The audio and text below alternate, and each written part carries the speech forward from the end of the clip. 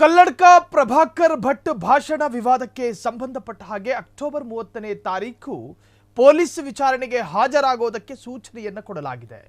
ಮುಂದಿನ ವಿಚಾರಣೆಯವರೆಗೂ ಕೂಡ ಬಲವಂತದ ಕ್ರಮ ಬೇಡ ಎಂದ ಘನ ನ್ಯಾಯಾಲಯ ಕಲ್ಲಡ್ಕ ಪ್ರಭಾಕರ್ ಭಟ್ ಭಾಷಣ ವಿವಾದ ಸಂಬಂಧ ಅಕ್ಟೋಬರ್ 30ನೇ ತಾರೀಕು ಪೊಲೀಸ್ ವಿಚಾರಣೆಗೆ ಹಾಜರಾಗುವುದಕ್ಕೆ ಸೂಚನೆ ಕೊಡಲಾಗಿದೆ. ಆದರೆ ಮುಂದಿನ ವಿಚಾರಣೆ ಆಗುವವರೆಗೂ ಬಲವಂತದ ಕ್ರಮ ಬೇಡ ಎಂದ ಘನ ನ್ಯಾಯಾಲಯ ಆವರೆಗೂ ಬಲವಂತದ ಕ್ರಮ ಬೇಡ, ವಿಚಾರಣೆ ಬೇಕಾದರೂ ನಡೆಸಿ. ಸ್ತ್ರೀ ವಿರೋಧಿ ಹೇಳಿಕೆ ಸಂಬಂಧ ಪ್ರಕರಣ ದಾಖಲಾಗಿತ್ತು. ಹೋರಾಟಗಾರ್ತಿ ನೀಡಿದ್ದ ದೂರಿನನ್ವಯ ಎಫ್ಐಆರ್ ಕೂಡ ದಾಖಲಾಗಿತ್ತು. ಪುತ್ತೂರಿನ ಕಾರ್ಯಕ್ರಮವೊಂದರಲ್ಲಿ ಮಾತನಾಡಿದ್ದ ಪ್ರಭಾಕರ್ ಭಟ್ ಪರ ವಕೀಲರು ಸಲ್ಲಿಸಿದ ಅರ್ಜಿ ಮೇರೆಗೆ ಮಧ್ಯಂತರ ಆದೇಶ ಬಂದಿದೆ. ಪ್ರಭಾಕರ್ ಭಟ್ ಅವರಿಗೆ ತಾತ್ಕಾಲಿಕ ರಿಲೀಫ್ ಸಿಕ್ಕಂತಾಗಿದೆ.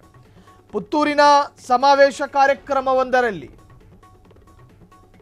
ಮಹಿಳಾ ವಿಚಾರವಾಗಿ ಮಾತನಾಡುತ್ತಿರುವಾಗ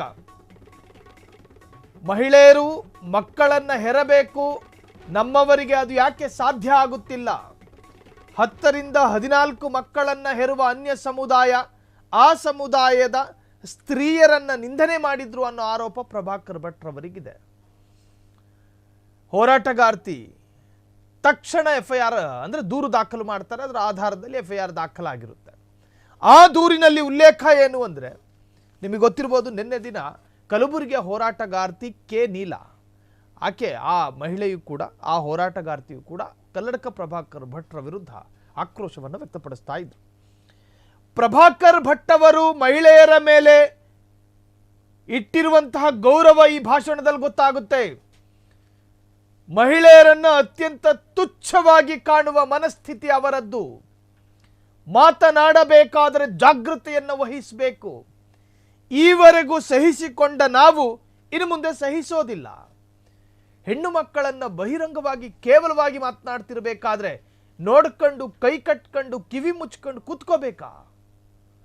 ನಾಗರಿಕರ ವಿವೇಚನೆಯನ್ನು ಪ್ರಶ್ನೆ ಮಾಡಿದ್ರು ಕೆ ನೀಲಾ. ಕಲ್ಲಡ್ಕ ಪ್ರಭಾಕರ್ ಭಟ್ ಅವರೇ, ಇನ್ನು ಮುಂದೆ ಮಾತನಾಡಬೇಕಾದ್ರೆ ರಾಜಕೀಯ ಎಷ್ಟು ಬೇಕಾದ್ರೂ ಮಾತನಾಡಿ, ಆದರೆ ಮಹಿಳೆಯರ ಬಗ್ಗೆ ಮಾತನಾಡಬೇಕಾದ್ರೆ ಸ್ವಲ್ಪ ಜಾಗೃತಿ ವಹಿಸಬೇಕು. ಏನನ್ಕೊಂಡಿದ್ದೀರಿ? ಮಕ್ಕಳನ್ನ ಹೆರುವಂತಹ ಮಷೀನ ಮಹಿಳೆಯರು? ನೀವು ಇಚ್ಛೆಪಟ್ಟಂತೆ ಹೆಣ್ಣು ಮಕ್ಕಳನ್ನ ಹೆರಬೇಕಾ, ಗರ್ಭಿಣಿ ಆಗಬೇಕಾ? ಅವರ ಭಾಷಣದ ಉದ್ದಕ್ಕೂ ಕೂಡ ಹೆಣ್ಣು ಮಕ್ಕಳ ವಿಚಾರವಾಗಿ ಮಾತನಾಡಿದ್ರು ಅನ್ನೋ ಆರೋಪ ಇದೆ. ಆ ಬಗ್ಗೆ ಹೋರಾಟಗಾರ್ತಿ ದೂರೊಂದು ದಾಖಲು ಮಾಡ್ತಾರೆ. ಅದರ ಅನ್ವಯ ಎಫ್ಐಆರ್ ದಾಖಲಾಗುತ್ತೆ. ಆ ಪ್ರಕರಣಕ್ಕೆ ಸಂಬಂಧಪಟ್ಟ ಹಾಗೆ ಪ್ರಭಾಕರ್ ಭಟ್ ಪರ ವಕೀಲರು ಅರ್ಜಿಯನ್ನು ಸಲ್ಲಿಸಿದ್ರು, ಆ ಪ್ರಕರಣ ರದ್ದಾಗುವಂತೆ. ಸೊ ಈಗ ಮಧ್ಯಂತರ ಆದೇಶವನ್ನು ಹೊರಡಿಸಿರುವಂತಹ ಘನ ನ್ಯಾಯಾಲಯ ಬಲವಂತದ ಕ್ರಮ ಬೇಡ ಪ್ರಭಾಕರ್ ಭಟ್ ವಿರುದ್ಧ ಎನ್ನುವಂತಹ ಆದೇಶವನ್ನು ಕೊಡಲಾಗಿದೆ. ಪ್ರಭಾಕರ್ ಭಟ್ ವಿರುದ್ಧ ಅನೇಕ ಪ್ರಕರಣಗಳು ದಾಖಲಾಗಿದ್ದಾವೆ. ಆ ಅನೇಕ ಪ್ರಕರಣಗಳ ಪೈಕಿ ಹೆಚ್ಚು ಪ್ರಕರಣಗಳು ಪ್ರಚೋದನಾಕಾರಿ ಭಾಷಣ.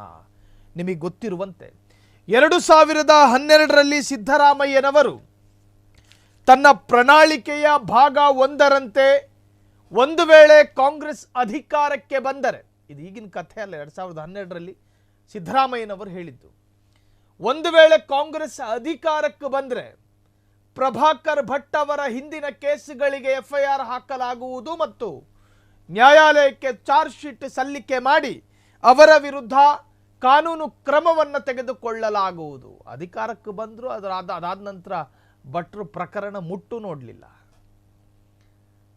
ಸಿದ್ದರಾಮಯ್ಯ ನೋಡಿ, ಒಂದು ಸರ್ಕಾರ ಅಧಿಕಾರಕ್ಕೆ ಬರಬೇಕು ಅಂದ್ರೂ ಕೂಡ ಪ್ರಭಾಕರ್ ಭಟ್ ಹೆಸರು ತೆಗೆದುಕೊಳ್ಳುತ್ತೆ. ಪ್ರಭಾಕರ್ ಭಟ್ ವಿರುದ್ಧ ವ್ಯಾಪಕವಾದಂತಹ ಪ್ರಕರಣಗಳು ದಾಖಲಾಗಿದ್ದಾವೆ ಕರಾವಳಿ ಭಾಗದಲ್ಲಿ.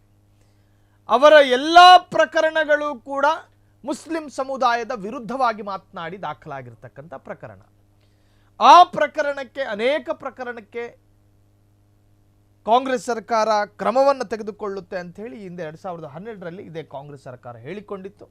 ಅದರಂತೆ ಅದಾದ ನಂತರ ಆಗಲಿಲ್ಲ. ಒಟ್ಟಾರೆ ಈಗ ಪ್ರಭಾಕರ್ ಭಟ್ ವಿರುದ್ಧ ದಾಖಲಾಗಿದ್ದಂಥ ಪ್ರಕರಣಕ್ಕೆ ತಾತ್ಕಾಲಿಕ ರಿಲೀಫ್ ಸಿಕ್ಕಿದೆ. ಪ್ರಭಾಕರ್ ಭಟ್ ಬೆಂಬಲಿಗರಿಗೂ ಕೂಡ ಸಂತೋಷದ ವಿಚಾರ. ಕ್ಷಣ ಕ್ಷಣದ ಸುದ್ದಿಗಳಿಗಾಗಿ ಫ್ರೀಡಂ ಟಿವಿ ಸಬ್ಸ್ಕ್ರೈಬ್ ಮಾಡಿ, ಲೈಕ್ ಮಾಡಿ ಹಾಗೂ ಫಾಲೋ ಮಾಡಿ. ಹೊಸ ಸುದ್ದಿಗಳ ನೋಟಿಫಿಕೇಶನ್ಗಾಗಿ ಬೆಲ್ ಐಕಾನ್ ಮೇಲೆ ಕ್ಲಿಕ್ ಮಾಡಿ.